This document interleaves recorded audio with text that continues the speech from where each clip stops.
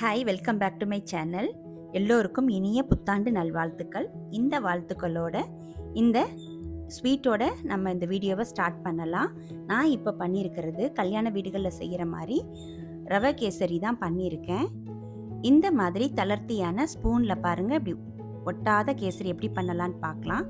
இதுக்கு நான் ஒரு கடாயில் 2 டேபிள் ஸ்பூன் நெய் ஊற்றி முந்திரி பருப்பு உடச்சி கட் பண்ணதை நான் அதில் சேர்த்துக்கிட்டேன்.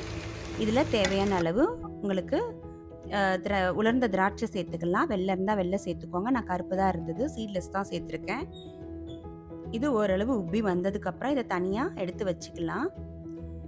இந்த நெய் கூட நான் கொஞ்சம் ஆயில் சேர்த்துக்கிறேன். ஆயில் கண்டிப்பாக சேர்க்கணும். ஆயில் கண்டிப்பாக சேர்த்தாதான் அந்த ரவா கேசரி ஆறுனதுக்கப்புறம் கூட தளர்த்தியாக இருக்கும். இப்போ நான் இந்த நெய்யும் எண்ணெயும் காஞ்சதுக்கப்புறம் ரவை 1 கப் சேர்த்துக்கிறேன். இந்த ரவை சேர்த்து இப்படி கிளறப்போ இந்த எண்ணெயும் நெய்யும் இந்த அளவுக்கு இருக்கணும். ரொம்ப மேலேயும் இருக்கக்கூடாது, ரொம்ப வரவரனும் இருக்கக்கூடாது. ஓரளவு எல்லா ரவையும் நனைஞ்ச மாதிரி இருக்கணும். இப்படி இருந்தாதான் 6 நாளும் தளர்த்தியாக நல்லா இருக்கும். இப்போ நல்லா செவக்க வறுத்து எடுத்துக்கணும். இந்த 1 கப் ரவைக்கு 3 கப் தண்ணி சேர்த்துருக்கேன். சுடு தண்ணி சேர்த்துருக்கேன். கொதிக்கிற தண்ணி, ரொம்ப கொதிக்கிற தண்ணி வேண்டாம். அது கொதிக்கிற தண்ணி ஊற்றினோன்னா உடனே ரவை கட்டி ஆயிக்கிறோம். இப்போ ஓரளவு ரவை பாதி தான் வேகணும். ஒரு 2-3 கொதி தான் கொதிக்கணும். உடனே நம்ம சீனி சேர்த்துடணும்.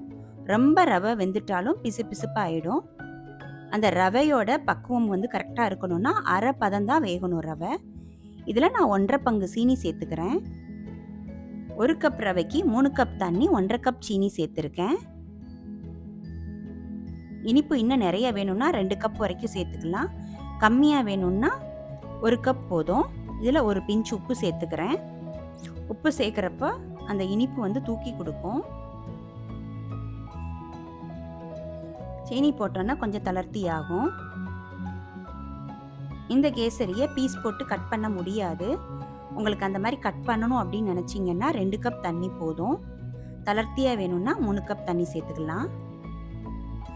இப்போது ஓரளவு கெட்டி ஆயிடுச்சு. இதில் நான் எந்த கலரும் சேர்க்கலை, ஏலக்காவும் சேர்க்கலை. நீங்கள் வேணும்னா ஏலக்காய் சேர்த்துக்கலாம்.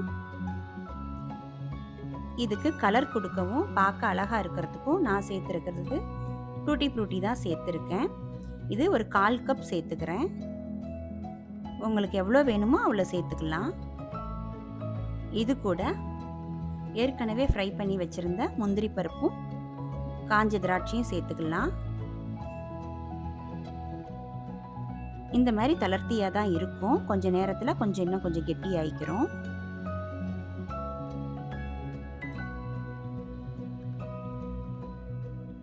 இப்போ இது ரெடி ஆயிருச்சு. இந்த கன்சிஸ்டன்சிக்கு கரெக்டாக எடுத்துக்கோங்க.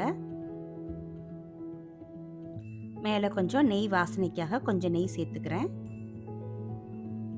தேவைப்பட்டால் சேர்த்துக்கலாம், இல்லாட்டி வேண்டாம். இப்போ இந்த ரவா கேசரி ரெடி ஆயிருச்சு. ஸ்டவ் ஆஃப் பண்ணியாச்சு. இப்போ நான் இதை ஒரு பவுலில் மாற்றிக்கிறேன்.